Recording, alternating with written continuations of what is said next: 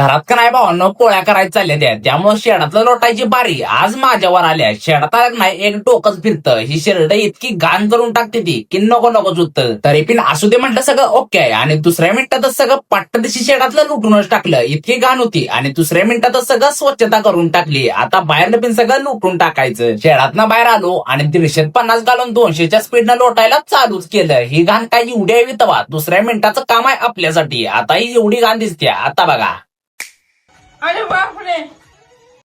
शेडा बसलं सगळं चकचकीत लुटून टाकलं आणि मम्मी घरात पोळ्या करत असल्यामुळे सगळे काम आज आपल्या अंगली डाली ती. पाणी पिन आपल्यालाच भरायला लागणार आहे. शेडातलं आत्ताच लोटलं तेवढ्यात दुसरं काम मागं लागलं. पाणी चालू केलं आणि पाईप आत टाकली. आता म्हटलं मी सगळी कामं करून टाकली ती. हातपाय पहिल्यांदा धुवून घेतलं. हातपाय तर धुवून झालं. अजून देवपूजा पिन करायची होती. सकाळी काय केली नव्हती. अगरबत्ती कोयरी वर घेऊन आलो आणि पितांबरीची पुडी पिन संपली होती. ती पिन काही दुकानात जाऊन घेऊन आलो. मग तांब्याला लावायला चालूच केलं. त्याशिवाय तांब्या पिन काही जग निघत नाही. देवपूजा तर आपली करून झाली आणि सगळं काम ओकेच झालं. आता काय करत नसतोय आपण. आता निवांतच बसायचं.